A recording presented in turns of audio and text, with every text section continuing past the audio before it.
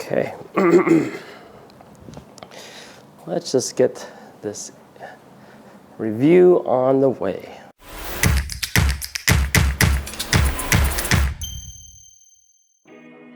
Hey everybody, my name is Raymond Takero, and welcome to my channel of a few reviews that I do every once in a while. I got an opportunity to test out the iFootage SL1-60DN.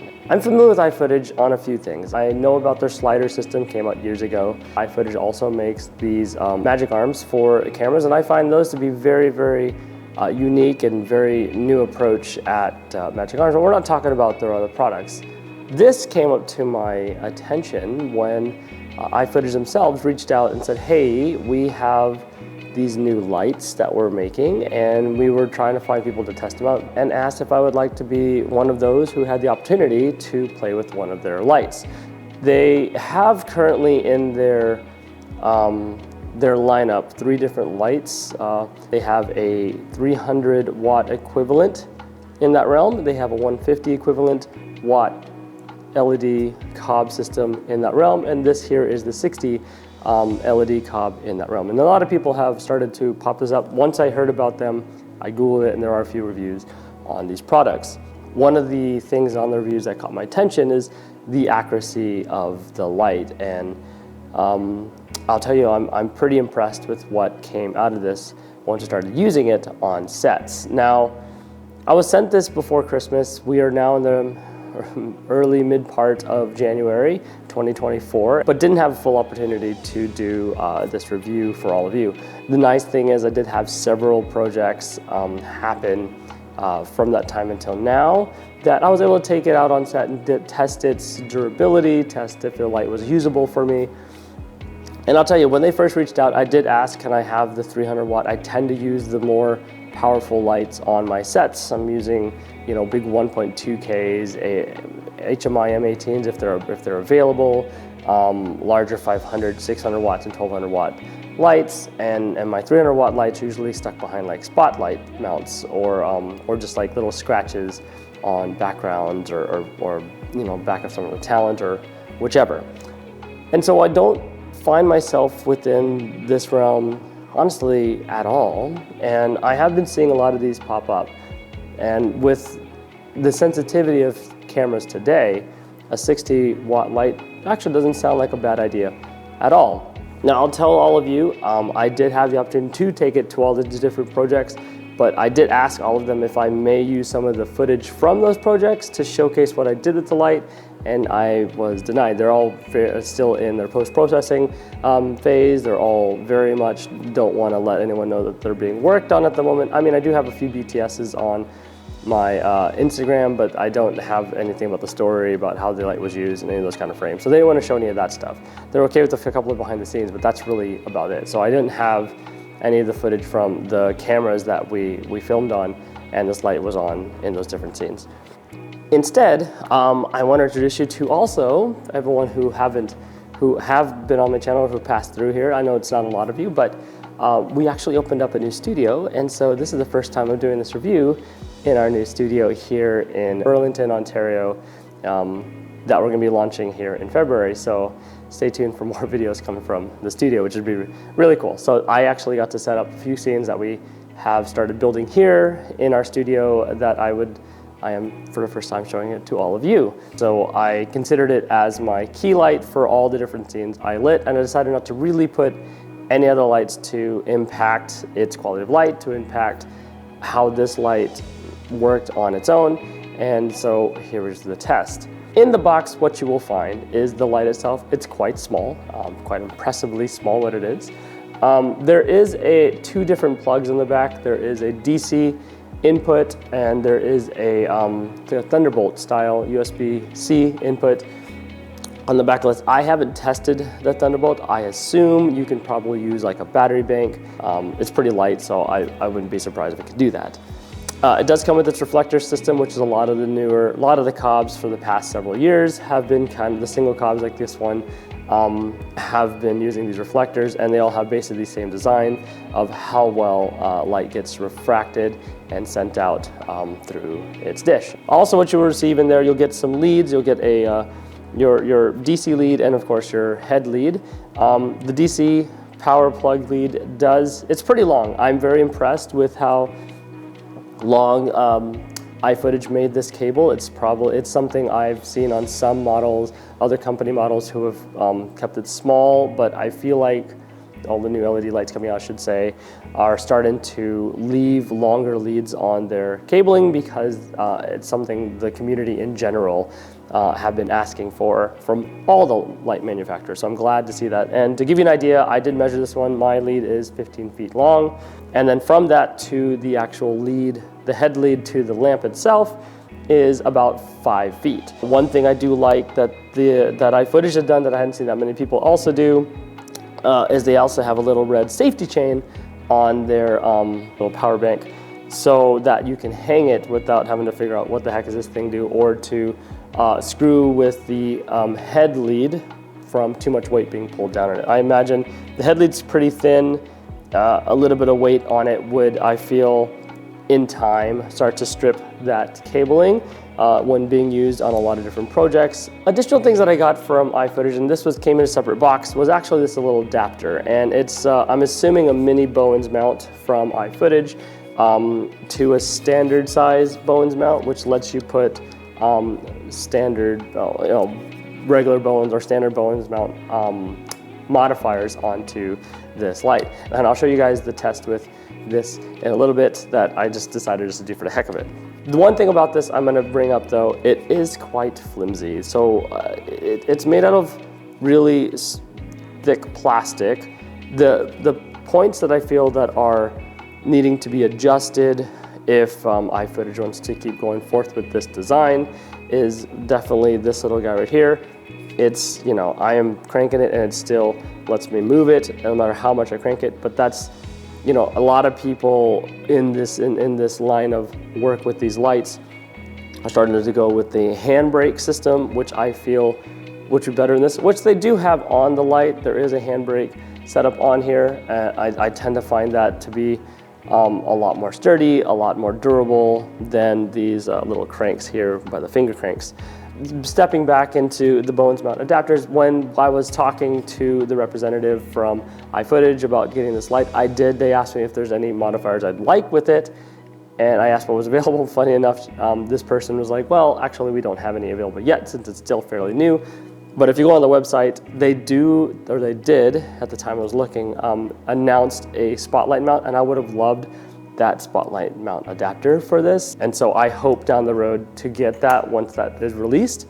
I'm not sure when it will be released, but on its website it did say it is on there. Coming back to this adapter, when I tried other modifiers that obviously are not made for this light or optimized for this light in any way, so I didn't expect anything out of it. I was just in the mood to test it out because why not? So the ones that I have currently from other companies, I wanted to test it on here. When I tried them on here, the way that they go on here is standard, click and turn. And the one thing I found, another point on here that was an issue, and I'm going to be adjusting since I own this now, is the little safety lock on here. When you want to release this off of any modifier, it actually has a very tiny, I'd say 2 centimeter lip on there that doesn't actually allow it to come off. It's connected by 3 little screws, a spring inside here, and then a plastic little safety stop, which is standard. Any other modifier, you'd click on their release and it releases out, and there's a little piece inside of every light that releases the modifier. And then of course, when you put a modifier on there, it locks it in place so it doesn't fall off. That's the idea they did put into this, but again, the tooling on this particular plastic was a little too big, so I'm going to be going through this one on my own and just kind of like shaving it with like a Dremel tool down to make it flush with the rest of this modifier, and it would work just fine. It doesn't need a whole lot. As I'm telling you, there's only like 1 or 2 centimeters, and it's not letting any modifiers off. So I don't really need a ton to be able to get there. So if I shave off the 1 or 2, it'll flush with the inside and allow any other modifiers I decide to put on here to, any modifiers I decide to put on here to come off. All right, so that's what I want to talk about on this guy. So let me talk to you about the tests I did with this. So I had a couple of fellow ACs and camera operators come visit me at my studio. They wanted to come check out the new studio, and so I said, hey, look, I gotta test out this light. Would you sit down for me a bit also and do this? And they had a few minutes to do so, and we did. We did it with the modifiers. We first did it with the light bare as it came to me. So with the reflector on the mount right directly at me, I played the subject and we dialed it up and down. What we tested was the lowest point on its intensity, and so we went from 0 to 0.1. I find a lot of LED COBs, it's a good test to know how good of hot to no light to just a kiss of light does that light kick out. And amazingly, for a 60 watt light, this does kick quite a bit, and it does do a jump. So you do see COB jump that almost every, I believe almost, yeah, just about every COB LED that is currently on the market all do. I haven't ran into one that had the ability to go from 0 to even 2% very, very smoothly. It's usually just like 0, 1% jump, and then does the smooth lighting, which is what this also does. Not the end of the world, but something to think about if you're looking to do, oh, I don't know, a sunrise moment and you kind of pull that out. You can do sunrises with other techniques, but if you were just a dial person, wanted to dial up and down, that's something to keep that in mind. We then notice if you click on the back, utilizing the buttons on the back of this, you click on the back and hit the different, you hit the intensity, you actually click the intensity, it'll jump in 20% increments, so it'll go from 0 to 20 to 40, 60, 80, and 100, and then go back to 0, which I actually found that's very nice. Some lights I have ran into have this feature, they get up to 100 and they stay there, and you're dialing it back down to 0. So it's nice to know that they actually had this option on here. What are other things? Oh, so then we utilize the app. Most of the apps made for any of these lights, they're not, I'm not gonna say they're great. They have their ups and downs, all of them do. Connectivity being a big one. Many people who are in this industry as professional lighting technicians, they typically like to lean towards the DMX side. This does not have it. We did check that actually on one of the sets we were on. They were just, you know, the gaffer on our set had his iPad with the DMX and CRMX built into it, and so he was looking to see if this had it, and it did not. He would have been quite excited if it did, and if it did, he'd be like, I'm buying several, but they didn't. So let's talk about the reflector on this light. So we put this light 3 meters away from the wall, and what we notice, like any of these lights, it has a hard focus in the center and then kind of fades off. I actually didn't mind that fade off. It was a wide array of light. Wasn't very focused. It was, I mean, not very pointed. It took up lots of room at 3 meters. So that's quite nice. With the reflector, the shadow renditions, you get a variety of shadow, extra shadows on the outside of a shadow. So we were looking at the wall. One of my good buds, Aiden, put his hand out there, and you can see it on this wall that you see the additional shadows, and it's kind of like, when we took the reflector off and went straight to open COB, obviously a much wider area of light was being covered. The shadows were a lot more controlled. So then when we moved on to do my test with the little adapter with the silly ideas of other reflectors with other modifiers on this light, they are obviously not made for this light. I know that. They're not optimized. I know that. And so when we put them on here, I wasn't expecting a lot, but just to show it just for fun, so we did it. So the Aputure Fresnel 2 times from the 300D series we put on here. It focused it, didn't do a whole lot when you did a spot or flood, but it was kind of neat to see that it did something. It does control it a lot more than this reflector does, so that's kind of neat if you wanted to do that. The next thing I want to do, as I was saying earlier into this video, I am a big fan of spot and Leko lights, so I decided to stick this on the original Spotlight mount that was optimized for the 300D and somewhat for the 600D from the Aputure line. We stuck that on here, stuck this on that, since that is obviously a heavier modifier. This sat in the back like nothing. Turned that on my, I think I had my 36 lens on there, and tried that out. And same thing, the light kind of like went everywhere. The focusing, don't expect it to focus on anything. If you use it in any way like that, I'd probably just want to use it as a scratch or to make a line, but it does cut okay with that setup. So if you wanted to have that in a pinch, sure. All right, so that's what we did basically with the modifiers. Had to film this next part by myself. So I came back and I decided to, in our new studio, set up a couple of scenes. We have the scene behind me, which is a kitchen style scene, and we have a window back here with a tree, and I decided to put the light through the window as if it's the sun. Okay, so I did a sun shot look, and I'm going to show it to you here, where I went from 0 to 100 just to show you that it is the only light that is on in this scene. That's how I would use it if I had this light. That's how I would use it for other things.